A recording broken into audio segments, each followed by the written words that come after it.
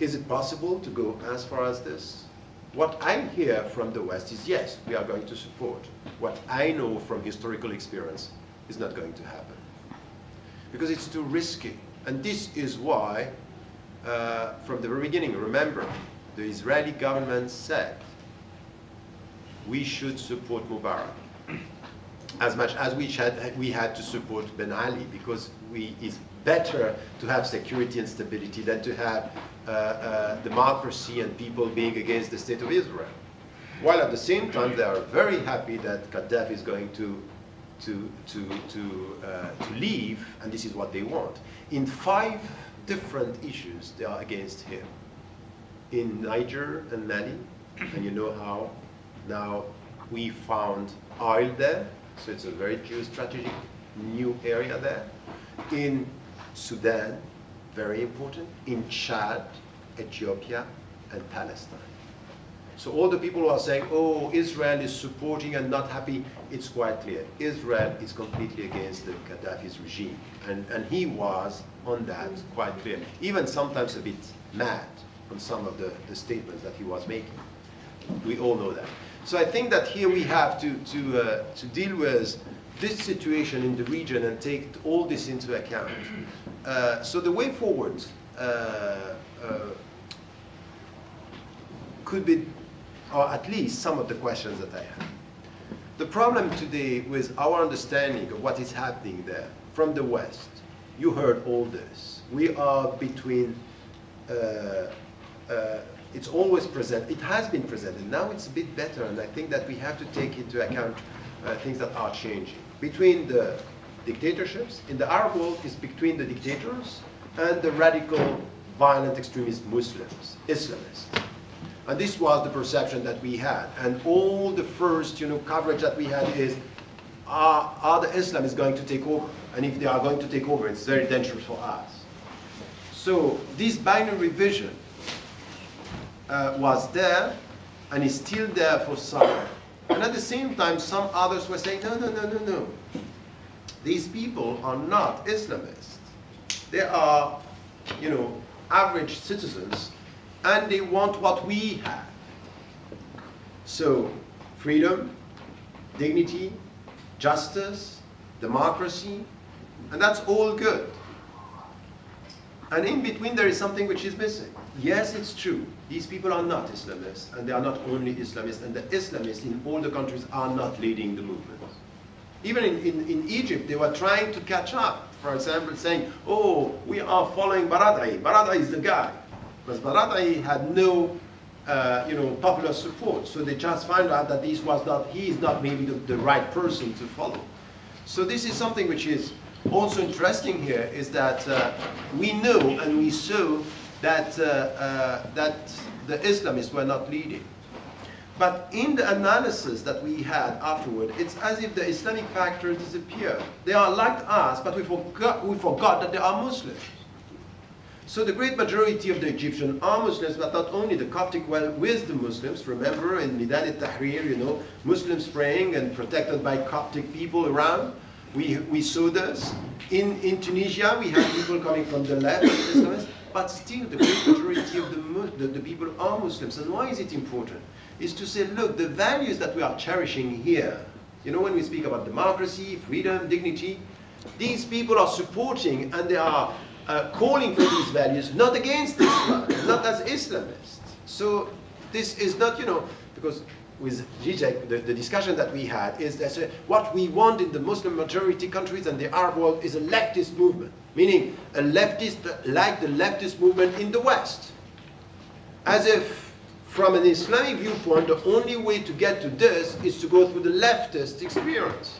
I said, no, I'm sorry. It might be that it's coming like this, or you can like it for the West, but in the Muslim majority countries, you have Muslims just acting in the name of justice and freedom, not against Islam, but also because they are Muslims, and in fact, the universality here is just showing it's coming from the different trends and reference and frames of reference. And I think that this is important it's over emphasized or under-emphasized, depending when we want, if we are optimistic of where, or if we are spreading around fears. I think that this is also something that we have to see, and I think that from that viewpoint, the analysis should be from within the countries what is happening. So my conclusion here is that we need to go to get, once again, I'm very optimistic. I have some questions about who is going to control, and I have three last main questions. The first one, for me, is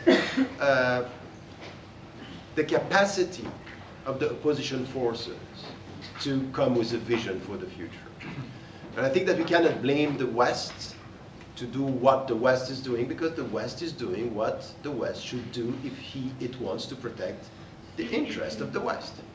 Now, what is missing in the region is really something which is an intra community or social dialogue with all the ideologies that they are all agreeing that they don't want dictatorships, but still it's very weak. So this is a very weak civil society still, and the intellectuals, the leaders, are not delivering what should be delivered. This is one, and this is a question. This is a very important question for the future. The second one, for me, which is also important as a question for the future, is to look at the regional challenges. And I think that there are many, and it's not going to be easy. I don't think that the European countries or the United States of America are going to leave it like this. It's going to be very difficult, and all these different challenges are important. The first one, of course, and it's important, is the Israeli-Palestinian conflict. The more you come close to the Israeli-Palestinian conflict, the more complex it's going to be. And you can't just think that this has no impact in anything which is happening in the country.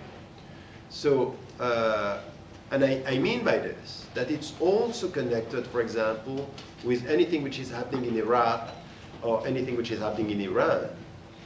Because when we speak about the Iranian threat, whatever is your position, I'm critical, I have been critical from the very beginning with the Iranian revolution, with some of the decisions and some of the policies.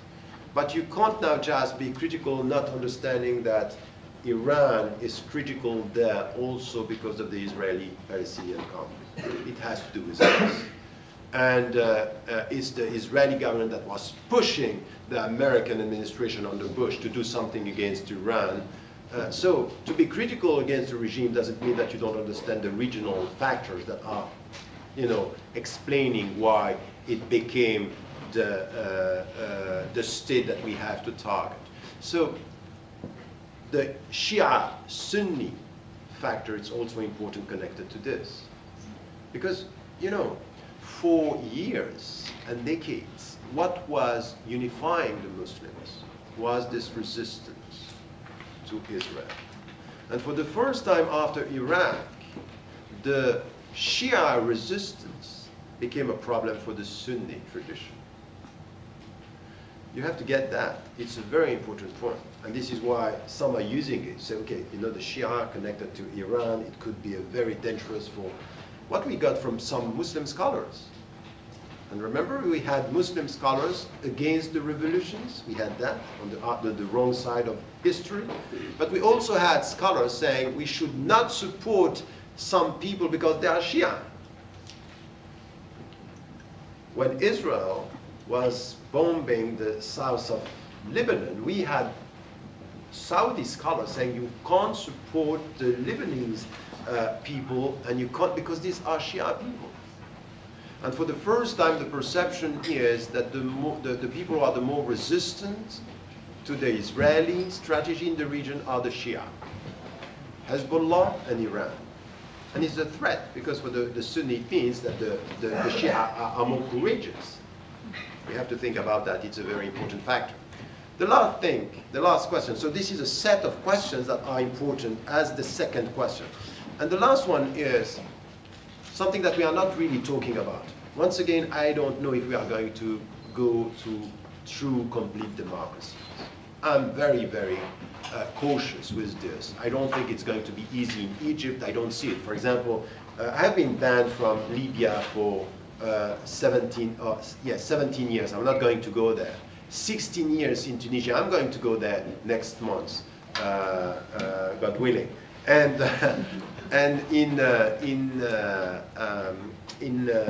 this is Libya, Tunisia, and in Egypt for 15 years, 16 years this year. But I'm not going to go this year. I really have still a question mark, even though yesterday a statement was released about, you know, no one is going to be put in jail, or it's free now, all the people are free to go. I think the army is still there, and there are lots of questions. So this is, the economic questions are still, the political questions are important. But there is one dimension which is important, and we have to think about it. Is the economic factors there? That we have to take into account. Anything which has to do with the political evolution will have to do with the economy factor. It might be that we are missing the point if we only look about democratization in the Middle East. What happened over the last 6 years is new actors with it. China, it's very much present in North Africa and in the Middle East, much more than before.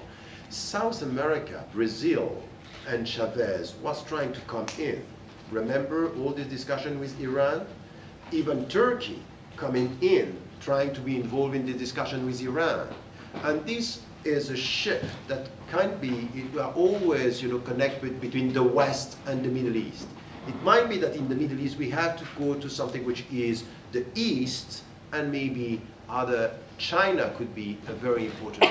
And I think that the Americans and the Europeans, they have a sense that on the economic field something is at stake there. That they have also to deal with something which is new. Because China, the way they are dealing with the Arab world, is not at all the same as the United States of America. They are not, don't have the loaded, you know, imperialist factor. On the other side, they don't have the colonial past of Europe. So all this has to be taken into account. And I think that something is at stake there that we are not talking about and still could explain the political evolution in the region. These are some views, the way I am trying to deal with this, asking the questions and trying to get some of the answers. Maybe you have some of them. But I think it's a very complex situation, while very optimistic, very happy of what is happening, because something is happening which is very important. I really hope that it's going to carry on everywhere. I really want this to happen in all the countries that at least we can see this happening in a peaceful way, non-violent way, not as it is happening now in Libya. But it's also up to us, from where we are, to be cautious when analyzing, and also, maybe my final point, to be critical with our own governments. We have accepted for too long double standards and contradictions with our values. Speaking about democracy and supporting dictators, this also should be something that not only to go to free Libyan people and say we like Arabs, as if we like the Libyan Arabs but less the Palestinian Arabs. It doesn't work like that, and it's not going to work. Thank you.